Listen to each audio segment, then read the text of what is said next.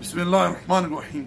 प्यारे भाइयों और काबिल एहतराम माँ और बहनों, आज आप लोगों के सामने एक ऐसा वादा, एक ऐसा आहद जिक्र करने जा रहा हूँ जो हर नमाजी हर नमाज में अपने रब तकद्दस व तआला से उस वक्त करता है जब वो हालत नमाज में रब की बारगाह में क़याम करता है।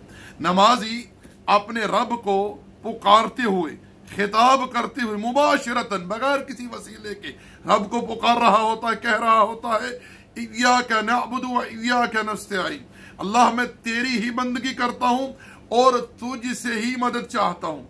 याद रखें, जिस तरह नमाजी अपनी जुबान से इस बात का इकरार करता है, इससे बढ़कर उसके दिल में इस बात का एतकाद होना चाहिए पुख्ता कि अल्लाह ही वो ज़ात है जो हर किस्म की इबादत का मुस्तहिक है।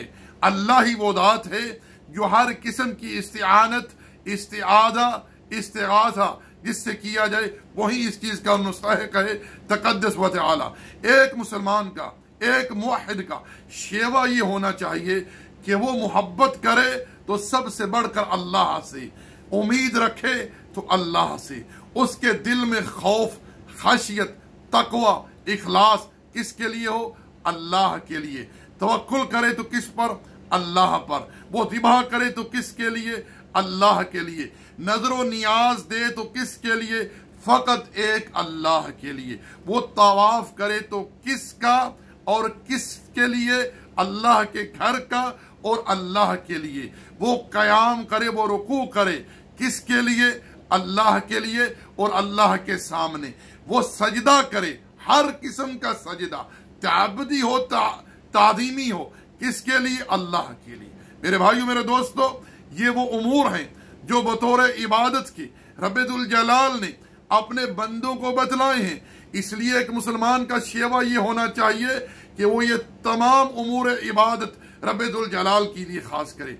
इसी तरह जिस तरह वो रब के सामने इस बात का इकरार, एतराफ करता है व इय्याका नस्तईन, अल्लाह तुझ से ही मदद तलब करता हूँ, यानी मा फौकल असबाब, गायबाना वो किसी और को मदद के लिए ना पुकारे।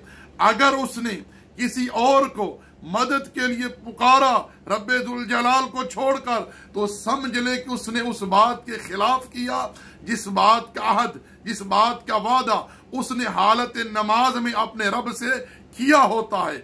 मेरे भाई, मेरे दोस्त, याद रखें, जो बंदा रब्बुल जलाल को छोड़कर किसी और को मा फौकल असबाब, गायबाना मदद के लिए पुकारता है, ऐसा शख्स जो कुव्वत, जो कुदरत, जो शान, जो अजमत रब के लिए तस्लीम करता है, वही कुव्वत, वही शान, वही अजमत, वही कुदरत वो गैरों के लिए जो है वो तस्वुर कर रहा होता है, समझ रहा होता है।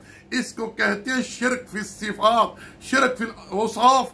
ये रब के औसाफ हैं, ये रब की शान है जो किसी और की नहीं हो सकती। मैं गुजारिश करूंगा कि इस बयान को, इस क्लिप को खूब दूसरे लोगों तक शेयर करें। रब्बुल जलाल इन बातों को हम सब के लिए सदके जारिया बना दे। वमा अलैना इल्लल बलाग व सल्लल्लाहु अला नबीना मुहम्मद व अला आलिहि व सहबिहि अजमाइन।